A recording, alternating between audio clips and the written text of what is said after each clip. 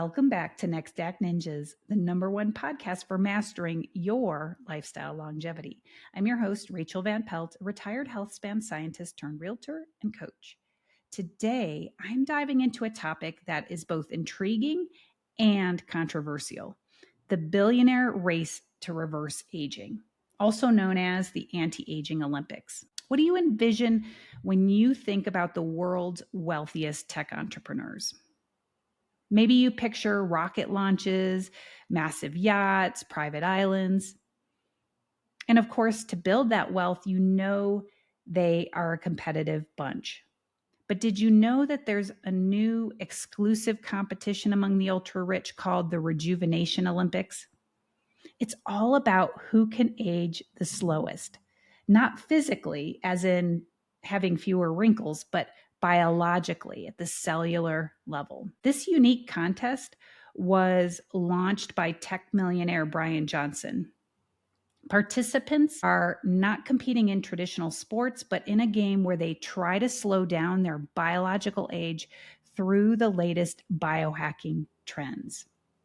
They obsess over supplements, fasting protocols, exercise routines, while constantly testing their biological age. The goal of this contest is to age so slowly that it's almost as if they're reversing the clock. According to Brian Johnson, you win by never crossing the finish line. There are many notable competitors from the biohacking world participating in the Rejuvenation Olympics, but anyone can join as long as they're willing to spend hundreds on biological testing a few times a year. Brian Johnson himself, currently in 4th place, is supposedly aging at an average rate of 0.67, or 33% slower than his chronological age. This number is based on extensive DNA methylation analysis, which predicts biological age based on what we call an epigenetic clock. To achieve this slow rate of aging, Johnson follows an incredibly strict lifestyle, reportedly consuming 70 pounds of pureed vegetables a month, getting blood transfusions from his teenage son, taking up to 100 supplements. Sounds extreme, doesn't it? And it is. But his latest book, Don't Die, and his proprietary supplement stack blueprint have definitely sparked a movement. This race isn't just about being healthy. It's about optimizing every aspect of one's health with laser precision. Johnson supposedly spends at least $2 million annually on his anti-aging efforts. He claims to be the most measured man in human history, subjecting himself to constant blood tests, body scans, experimental treatments. And he's not alone in this obsession. His pursuit of longevity and eternal youth has become one of the hottest trends among Silicon Valley entrepreneurs. In just the past 3 years, apparently more than $17 billion has been invested in longevity-related companies. You see tech giants like Yuri Milner and Jeff Bezos backing companies focused on cell and tissue regeneration and gene editing. You see OpenAI founder Sam Altman investing $180 million in a company aiming to extend human lifespan by a decade. You see longevity advocates like Peter Diamandis, along with Tony Robbins, launching Fountain Life, a company that offers what they call country club precision diagnostics. In other words, the high-tech anti-aging race is on full throttle. And this race is not just in the US, it's global. This year alone, there are at least 3 longevity clinics set to launch in Switzerland, Germany, and Sweden. And clinics like these, they're attracting a significant amount of investment dollars. They're becoming a major part of the longevity economy. If you want to go to one of these clinics, you can expect to pay anywhere from a few thousand to tens of thousands of euros for the privilege to stay there a week, undergoing a variety of experimental and anti-aging therapies. But as with any emerging trend, there's a lot to be skeptical about. The science still has a long way to go. While some research like the study of epigenetics, show promise, the ability to completely reverse aging is still out of reach. I covered the reasons for this a few weeks ago in episode 18 when I talked about the hallmarks of aging. I highly recommend going back and listening to that episode if you want to learn more about the complexity of aging and the current state of anti-aging research. Aging is not an easy problem to solve.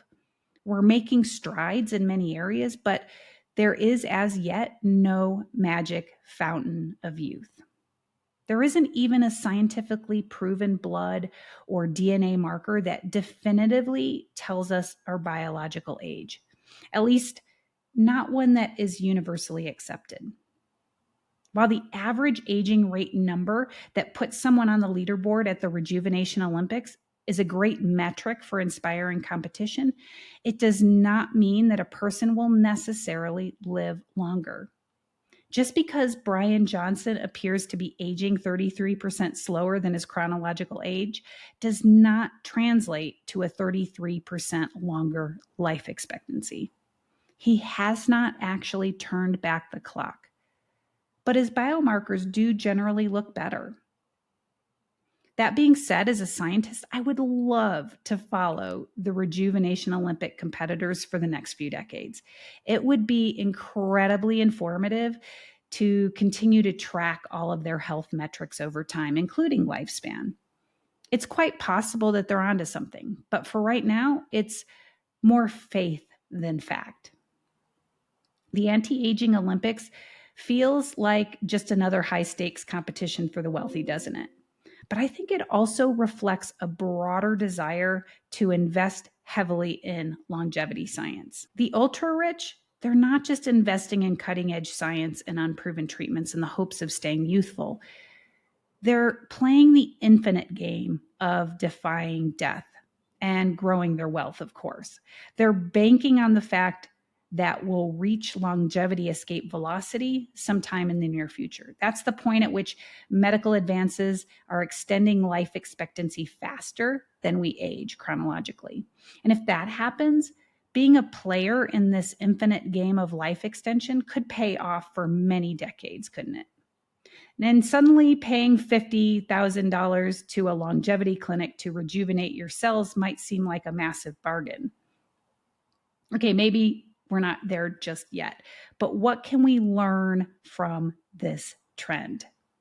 Most of us do not have millions to spend on experimental anti-aging treatments, but the principle of optimizing your health is something that everyone can benefit from. And all it takes is consistent lifestyle changes to increase the number of healthy years that you have left. You may not actually increase the number of years you live, but you most certainly can have a dramatic improvement on your quality of life. As we say all the time here at Next Act Ninjas, it's about extending health span, not lifespan. So how do we do that without needing a millionaire's budget? First, begin to optimize your diet. Nourish your body. Picture your meals brimming with vibrant vegetables, succulent fruits, lean proteins, healthy fats. These whole, unprocessed foods are rich in the nutrients that your body craves. Think of every meal as a chance to nourish yourself deeply. You might also explore things like intermittent fasting or balanced eating schedules. Those things can really help you regulate your metabolism and your energy levels. I'll talk about those in a future episode. The bottom line is you want to fuel your body with the best that nature has to offer and watch how your vitality flourishes. And the second thing you want to do is embrace the power of regular physical activity. Our bodies were made to move. Sedentary lifestyle is not our natural state of being. Our bodies work better when we keep moving. Use it or lose it, right? All that time that we spend sitting in our cars, at our computers, watching TV, scrolling social media can be as bad as smoking. You want to minimize the time that you're sitting and aim for a mix of cardiovascular exercise, strength training, core mobility workouts every single week. Every step, every lift, every stretch contributes to a healthier, more youthful you. Third, never underestimate the magic of good sleep. Aim for 7 to 9 hours of high quality sleep each night.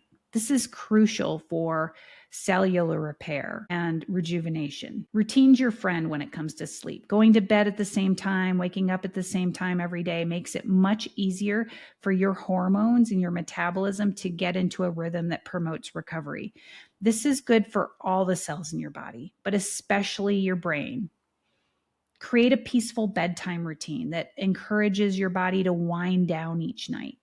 This includes turning off screens an hour before bed, dimming the lights, maybe reading a good book or practicing mindfulness before your head hits the pillow.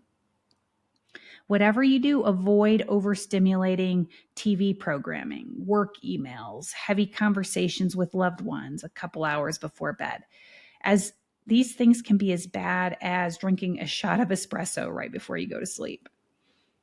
If you wake up in the middle of the night and you're struggling to fall back to sleep, use meditation and breathing techniques to quiet your monkey mind. Just like training for a marathon, we have to train our bodies to sleep so that our body fully rejuvenates every single night. Fourth, make sure to manage your stress. Chronic stress can take a toll on your body and your mind over time. It ages you prematurely. And it's sneaky too. At first, stress can feel energizing because we're running on adrenaline. But over time, we become desensitized to that adrenaline and we start needing more and more of it to get the same energetic boost. And before you know it, you need external chemicals like sugar, caffeine, antidepressants to keep you going during the day, and alcohol or sleep aids to unravel at night. All of which does nothing to reduce stress. It only serves to worsen our sleep, which just makes it harder to handle the stress during the day. So instead, try sprinkling in stress reducing self-care throughout your week. That's going to allow you to manage an acute bout of stress before it becomes chronic or persistent.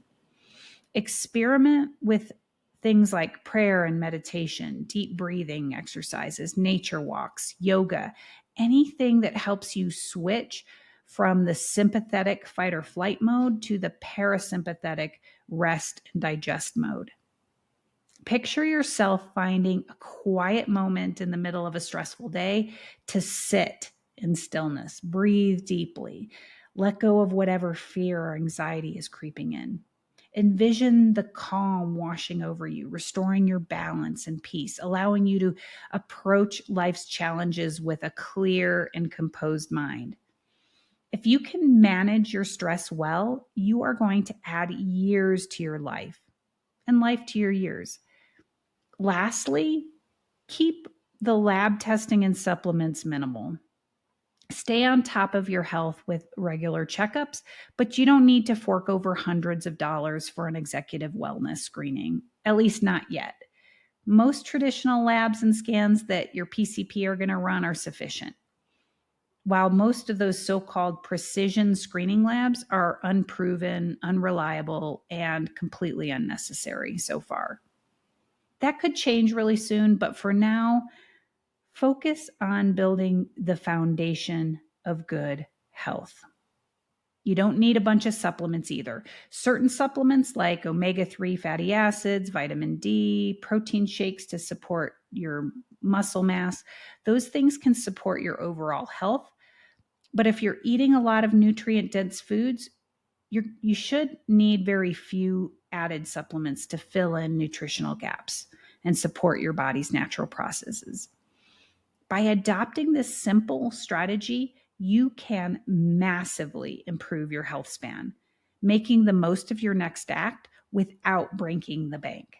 In fact, my guess is that all of the top competitors in the anti-aging Olympics are making most of these changes in conjunction with those fad supplements and treatments that they're trying. It's probably what gets them most of their results. I think we can let the billionaires be the guinea pigs, taking their hundreds of supplements, running thousands of lab tests. Who knows? They might stumble onto something by chance. Unfortunately, if they do, we're not going to know exactly what the magic formula is because they're manipulating far too many variables at the same time. In which case, we're still going to need to wait for good systematic science to tease out what really works and what doesn't. That being said, stay tuned because I think the science of longevity is about to start moving incredibly fast. As AI explodes exponentially, we're going to see massive growth in this area. And I'll keep you posted on that. That's all for today. I'm Rachael Van Pelt. Thank you for joining me for another episode of Next Act Ninjas. If you're passionate about mastering your lifestyle longevity, be sure to subscribe to this podcast and share it with someone else who wants to live their next act with gusto. Let's build a fun community where we can all make sure that our next decades are the best yet. In the meantime, live well, love more, age less, my friends.